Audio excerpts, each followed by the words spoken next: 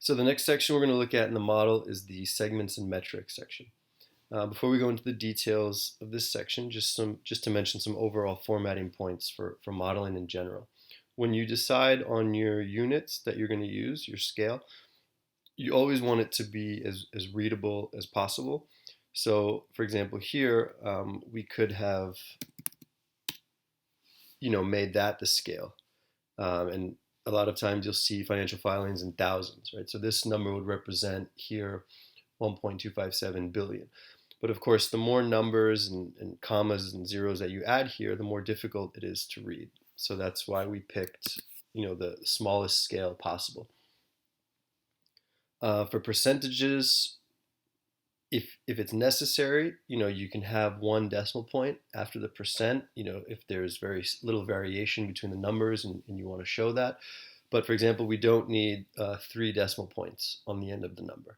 And for this instance, we don't need any decimal points at all to kind of understand, what's going on here with this segment.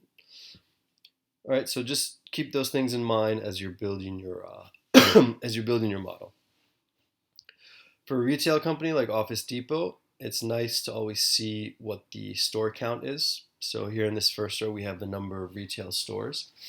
Now, one way you could build this model is you could project what the store count is going to be going forward, based on if management is telling you we're going to close some stores, we're going to open some stores.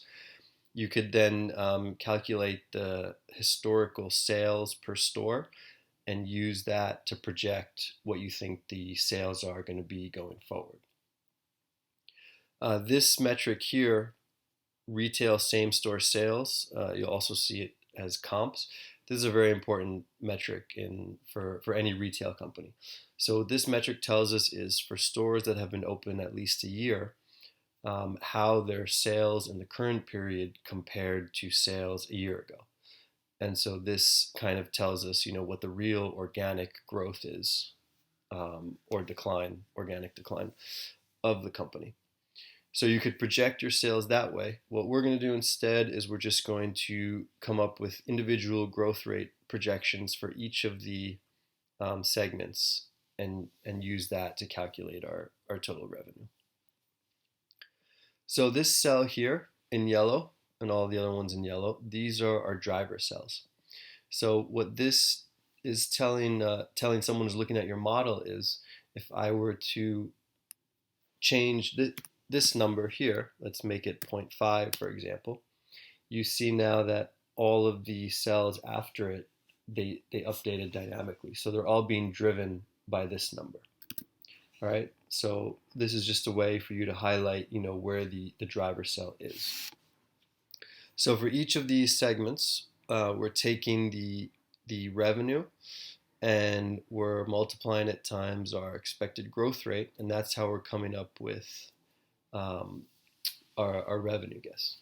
Now, for any company, you always want to check for seasonality, because that's going to let you know whether your model should be built, with projections that are based on year-over-year changes or quarter-over-quarter changes.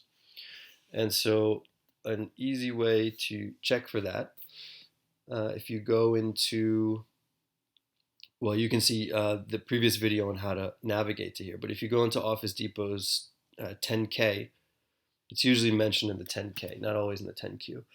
And you do a search for seasonality or seasonal, you see here that they have a section explaining to you, what the seasonality in their business is. So they say, with sales generally trending lower in the second quarter following the back to business sales cycle.